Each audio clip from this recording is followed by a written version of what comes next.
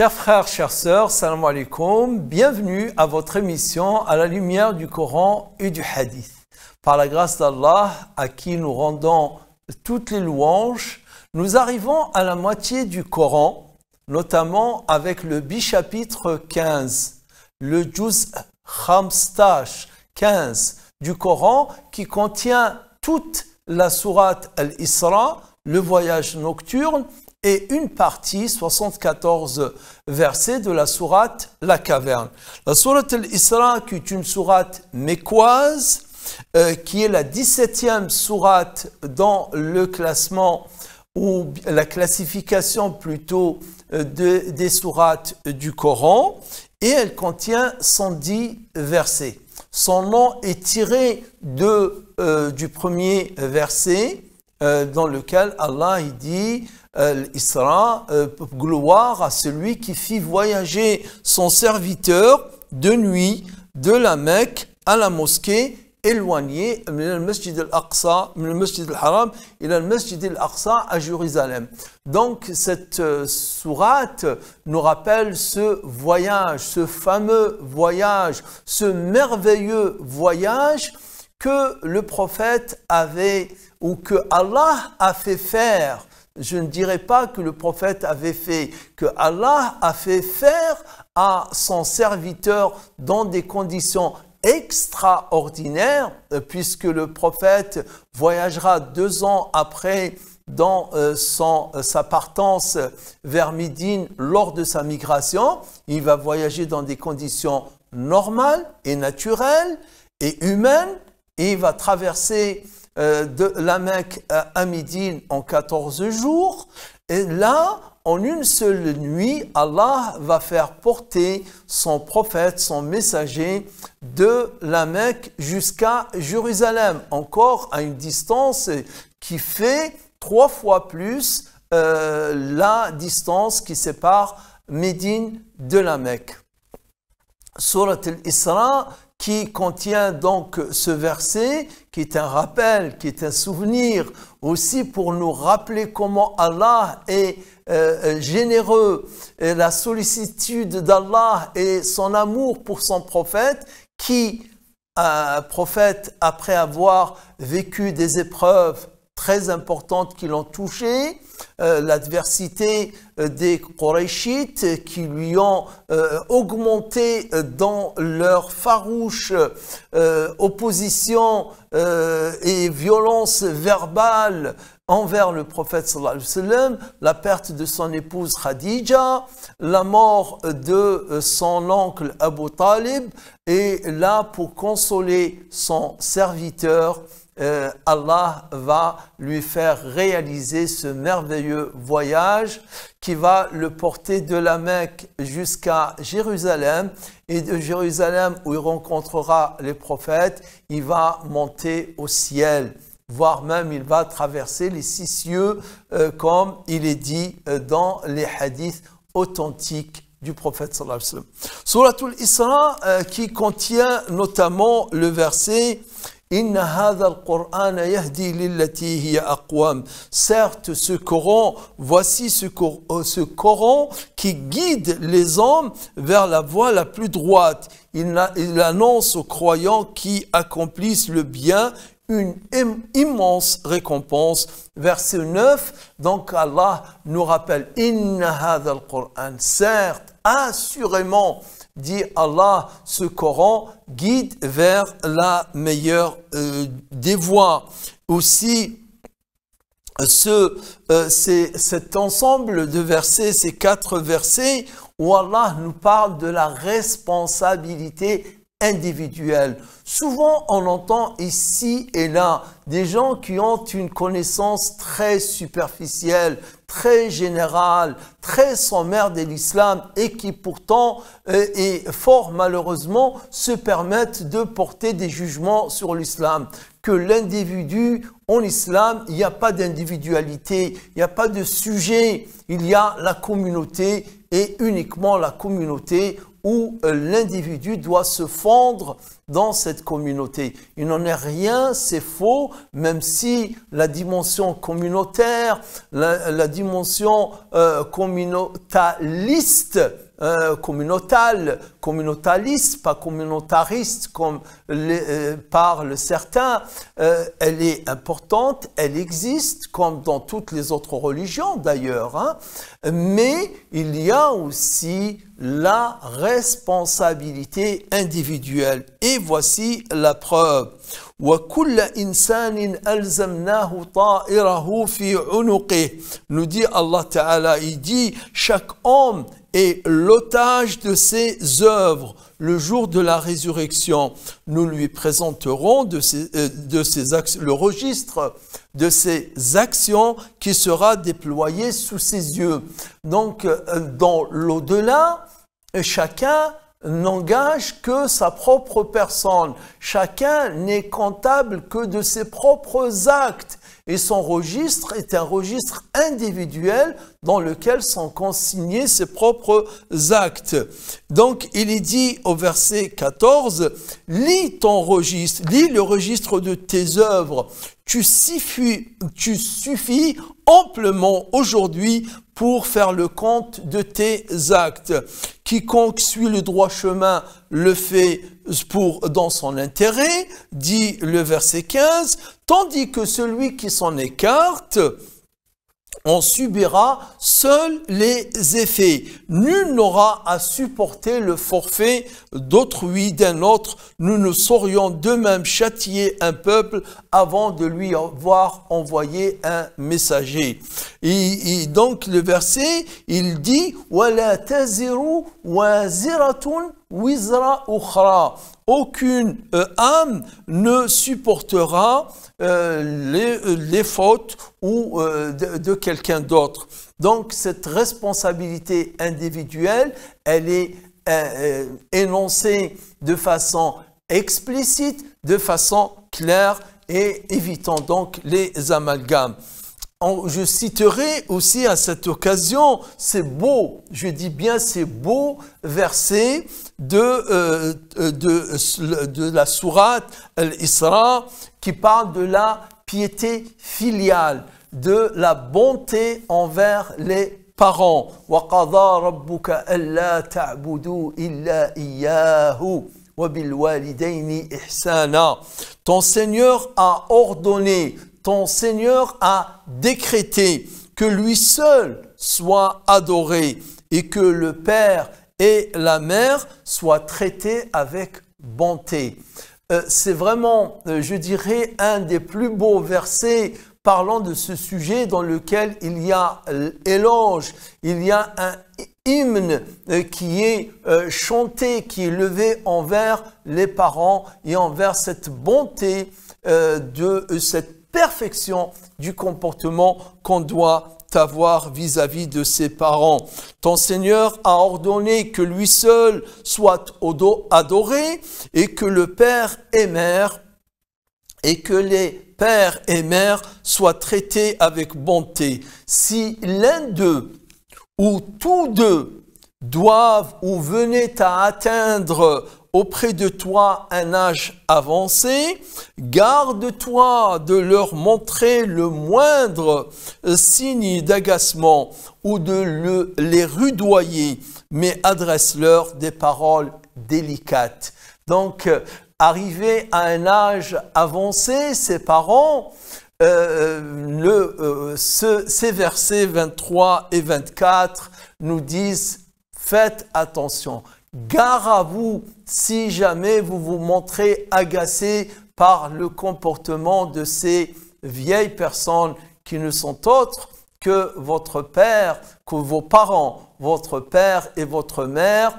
Et donc vous devez supporter et aussi être heureux de les avoir auprès de vous et de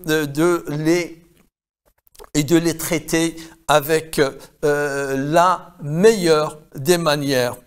Et le verset suivant, donc il dit adopte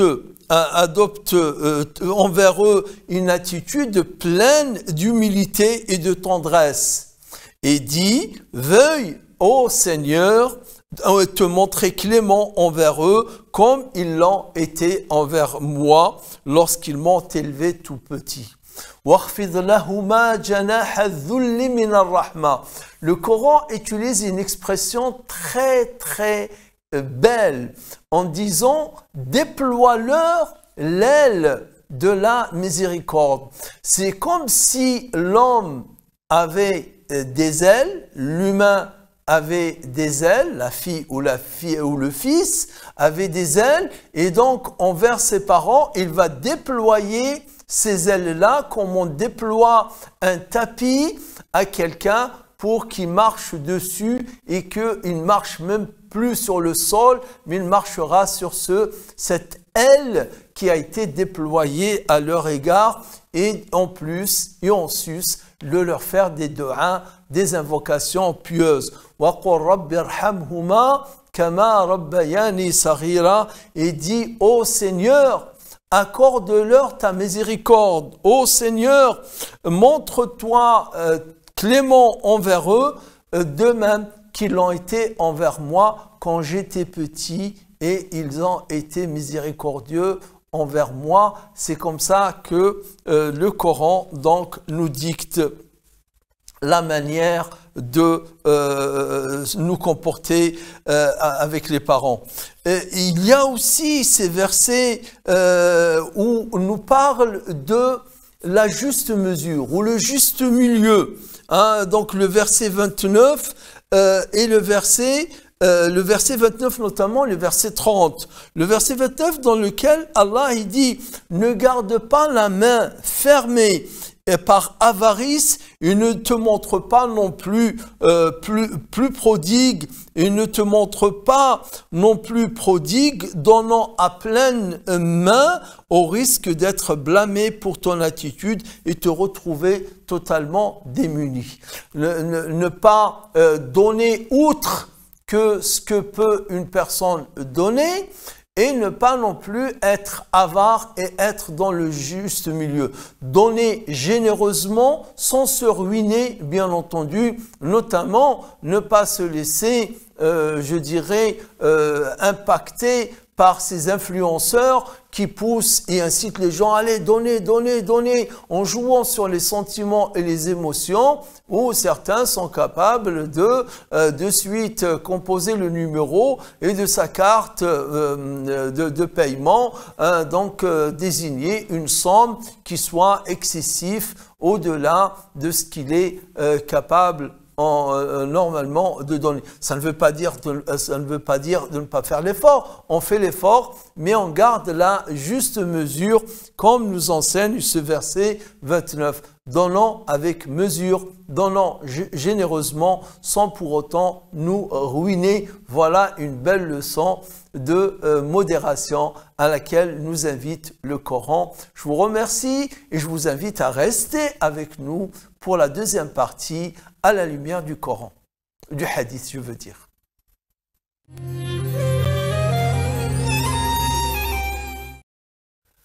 À la lumière du hadith m'amène à parler de ce fameux hadith. Un hadith du prophète sallallahu alayhi wa sallam, justement, qui est à cheval entre la partie ou du moins une partie de ce que j'ai cité tout à l'heure en parlant de la sourate Al-Isra.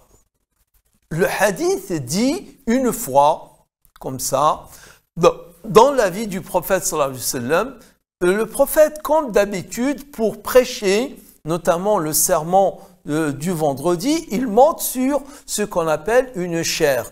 En arabe, on l'appelle al-minbar, à ne pas mélanger, confondre avec le mihrab. Le mihrab, c'est cette niche qui se trouve devant, sur la qibla de la mosquée, devant la mosquée, où l'imam se positionne pour guider la prière. Et le minbar, c'est cette chaire sur laquelle monte l'imam pour prêcher. Donc, et le minbar, la chaire du prophète sallallahu alayhi wa sallam, contenait 3 marches, 1, 2, 3. Donc, une fois, le prophète, comme ça, il monte sur la première marche il dit Amin, comme ça, à une voix assez haute, en tout cas audible. Et certains des Sahaba l'ont vu. Et donc, l'ont entendu. Ils l'ont vu ses lèvres bouger en prononçant Amin. Il monte sur la deuxième marche, il dit Amin. Il monte sur la troisième marche et il dit Amin. Et il fait son prêche comme d'habitude. Une fois qu'il a terminé son prêche, les compagnons, on voit bien la perspicacité des compagnons et surtout leur vigilance et leur attention. Ils ne ratent aucun geste, aucune parole du prophète sallallahu alayhi wa sallam sans le saisir. Et si jamais ils ne le comprennent pas, ils les interrogent, ils les interpellent, ils vont voir le prophète sallallahu alayhi wa sallam et lui demander des explications. Et c'est exactement ce qui s'est passé à cette occasion. On lui demande, Ya Rasulallah, ô messager d'Allah, on t'a entendu à 3 reprises dire Amin, Amin, Amin. Qu'est-ce qui se passe? Pourquoi as-tu dit cela? Il a dit, en fait, c'est parce que au moment où je montais sur le minbar, sur cette chaire, il y a Jibril, l'archange Gabriel, qui est venu me voir et il m'a dit que si quelqu'un rarima anfu mri'in adraka walidah wa lam yughfar lahu. Il dit que, littéralement, que son nez soit traîné dans la boue, c'est-à-dire qu'il est vraiment humilié, qu'il est vraiment en échec et en perte.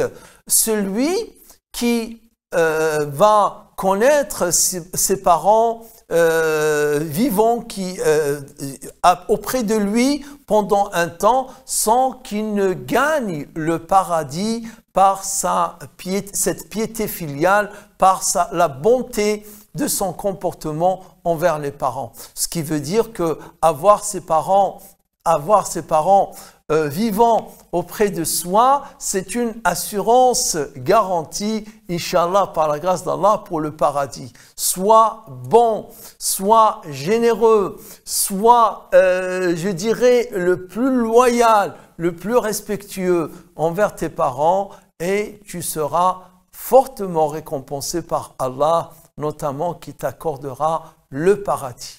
La ta'atul walidain, le respect des parents et la piété filiale, wa ma adraka, comme on dit, la piété filiale.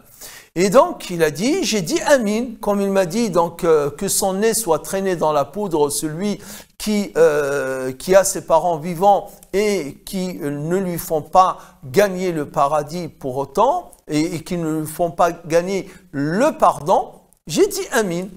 Hein, donc en fait, Jibril, il invoque, il fait dua ici, hein, qu'il soit ainsi, celui qui ne fait pas ceci ou cela. Et moi j'ai dit Amin, je suis d'accord avec ce qu'il a dit.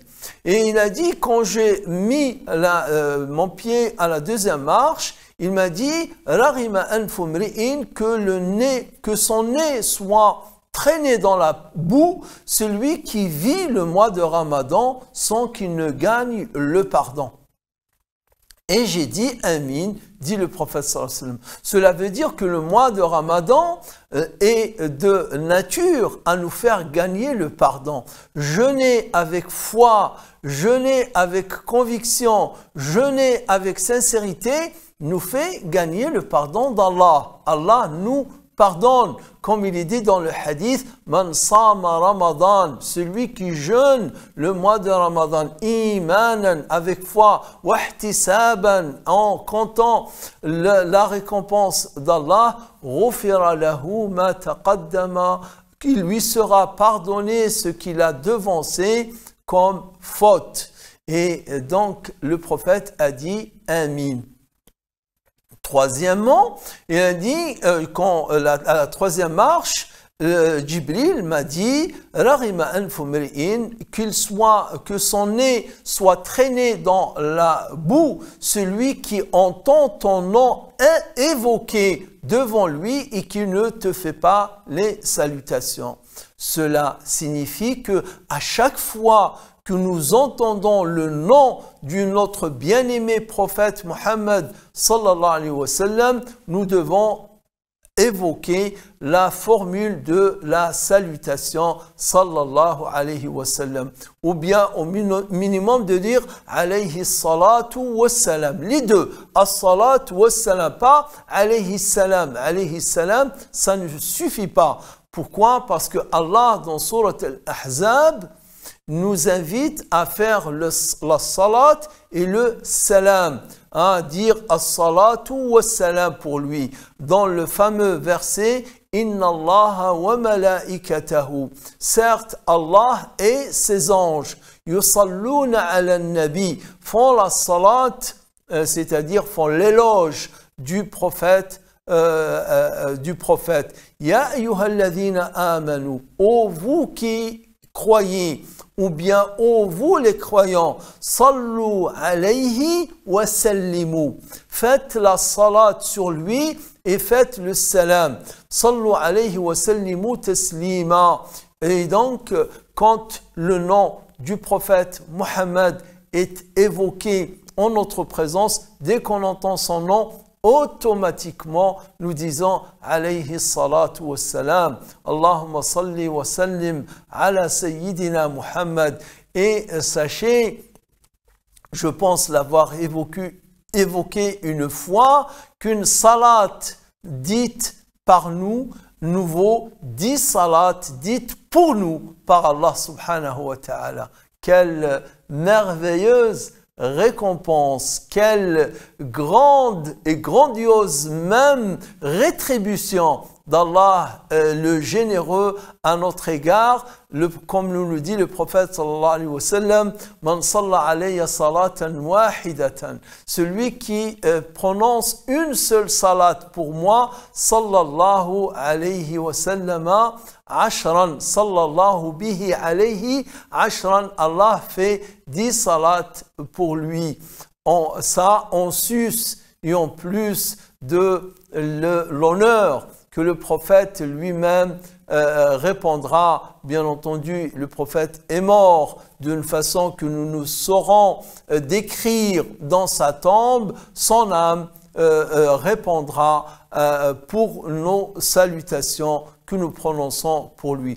Donc le hadith, le prophète dit Amin, Amin, Amin. Amin pour celui qui perd le pardon s'il n'est pas pieux et s'il n'est pas bon dans son comportement envers ses parents, et perdant celui qui ne gagne pas le pardon alors que le mois de Ramadan est devant lui, il le vit, et ne gagne pas non plus le pardon celui qui entend le nom du prophète Mohammed cité devant lui sans faire les salutations sur le prophète sallallahu alayhi wa sallam.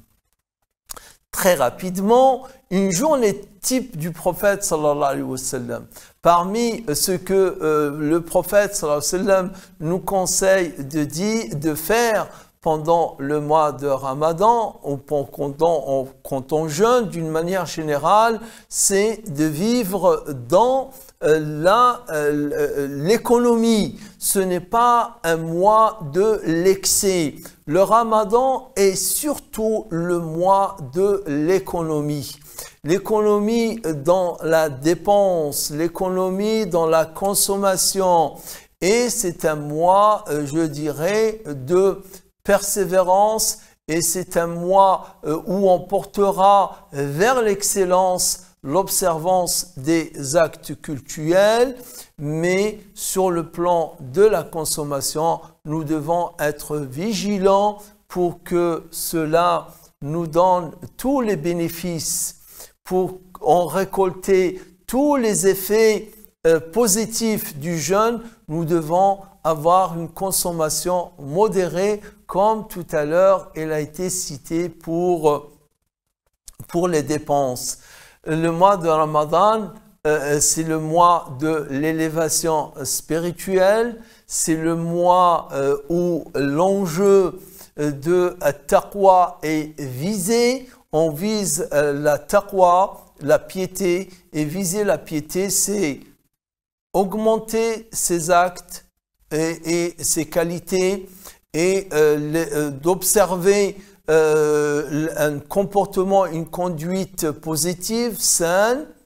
Et la taqwa aussi, c'est de diminuer, d'abandonner, de délaisser tous les comportements et toutes les conduites négatives. Donc le positif est renforcé et le négatif est effacé autant que faire se peut. Voilà ce qu'on peut dire à cette occasion, à ce 15e jour de